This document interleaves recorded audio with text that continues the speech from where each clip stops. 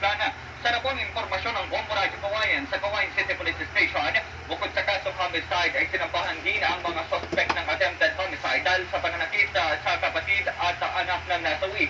Sa ngayon ay nakaburol na ang nasawi sa kanilang bahay sa barangay Alicaucao habang nakalabas na ng pagamutan ang dalawa pang nasaktan. Oras sa pambansang radyo ng Pilipinas, 14 na minuto makalipas ang alas 6 ng umaga. Sa detalye naman ng ating mga balitang pambansa, hindi ipinatutupad ng pamahalaan ng Pilipinas ang travel ban sa Israel. Sinabi ni Department of Foreign Affairs o DFA Undersecretary Eduardo de Vega na kilala ang Israel sa mga banal na lugar at sa puntahan ng mga turista tulad ng Jerusalem, Bethlehem at Nazareth. Sa kabila naman ng walang gulo na nangyayari sa mga lugar na ito ay hindi apektado ng pag-atake ng Hamas. Ipinapayo pa rin ng DFA na ipagpaliban muna ang pagtungo sa mga lugar na ito hanggang hindi pa bumabalik sa normal ang sitwasyon.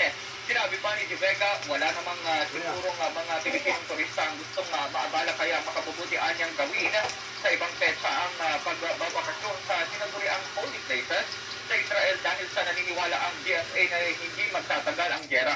Samantala, dahil sa lumalalang sitwasyon, hello guys, upload tayo na ang Palayawi itlog. Japanese suspension ng biyahe patungo sa Israel. Sinabi ng embahada na ipinagpaliban na lamang ang biyahe hanggang sa maging maayos ang sitwasyon. Nananatiling bukas naman ang Ben Gurion International Airport ang pangnansal para sa Israel at napapatuloy pa rin ang pagbiyahe mula sa Pilipinas hanggang sa Israel.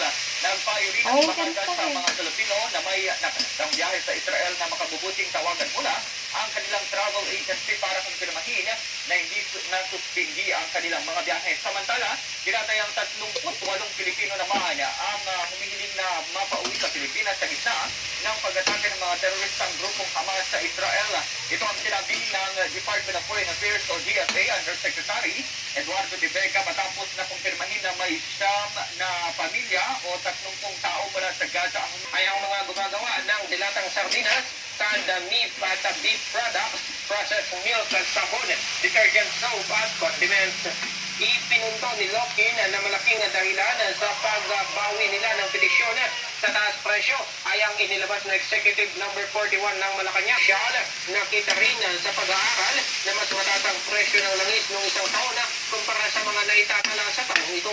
Dahil dito, nagpasya ang 5 manufacturer na wag foreign exchange update.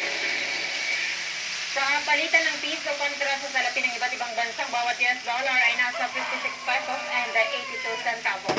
Ang Hong Kong dollar ay 7 pesos and 26 centavos. Ang Singaporean dollar ay 41 pesos and 65 centavos. Ang Saudi Riyal ay 15 pesos and 16 centavos. Ang euro ay 60 pesos and 10 centavos. Ang Japanese yen ay 38 centavos. Ang UK pounds ay 69 pesos and 63 centavos. Ang Canadian dollar ay 41 Philippine Olympic Committee nakapaghain na ng request para mapabilang si pambansang kamao Manny Pacquiao sa 2024 Paris Olympics. Ang detalye ay hahatid ni Bongo Jason Salina.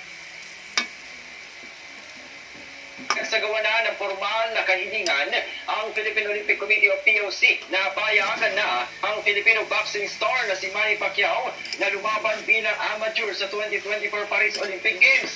Sinabi ng POC na nagsulat na sila ng letter for request sa International Olympic Committee na iproseso ang eligibility ni Pacquiao sa